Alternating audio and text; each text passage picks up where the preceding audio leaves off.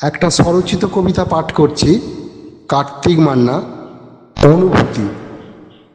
অনুভূতি, তুমি কেন এমন জানতে পারি? যার আছে তুমি শুধু তার কাছেই যাও, আর যার নেই তার কাছে না যাও। অনুভূতি, তোমার আবেগ নেই, তোমার ভালোবাসা নেই। যে মানুষ তার প্রিয় মানুষের ভালোবাসার আকাঙ্ক্ষায় চিরকাল কাটিয়ে দেয়, তার কাছেই চিরকাল কাটিয়ে দাও। কই যে ভালোবাসার পসরা নিয়ে হৃদয় হরণ করেছিল কোনো পুরুষের, তার কাছে তো তোমার কোনো চিহ্ন নাই। তোমার কি প্রেম নেই? তোমার কি বাসনা নেই? তাকে পাবার বোধহয় নেই। তাই নিশিরাত জেগেও যখন ভাগ্যহীনের মৃত্যু অবধারিত, চৌকাঠ হয়ে আবার তুমি ফিরে আসো সেই অভাগার কাছে অন্য রূপ নিয়ে, সান্ত্বনা হয়ে। অনুভূতি, তুমি কি শুধু গরিবের, মধ্যবিত্তের, হৃদয়বানের?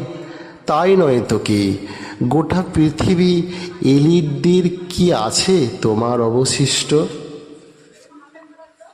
তাহলে গোটা পৃথিবীর সম্পদের 10 ভাগ মালিকের, ফরের বাস্তের, আর 90% মেহনতি মানুষের অর্ধপেট নিরন্নের কাছেই কেন তুমি বন্দী?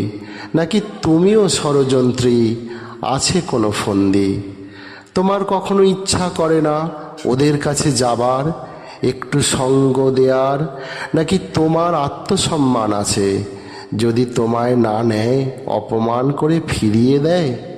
নাকি আমাদের মতো বড় অলস, বড্ড আলসি, বড় হবার অ্যাসপিরেশন না এনে সারাটা জীবন অন্যের দাসত্ব করার গড্ডালিকায় ভাসিয়ে দেয়া আম জনতার নরনারায়ণের মতো আষ্টে পিষ্টে জড়িয়ে থাকা অনুভূতির শীতল পরশের মতো?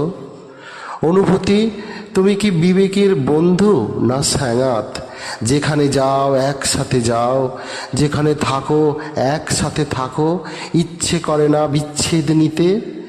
এই ঘুণধরা সমাজে অর্থনীতির জাঁতাকলে, গরিবের নিষ্পেষণে একটু লাজে বোধহয় না।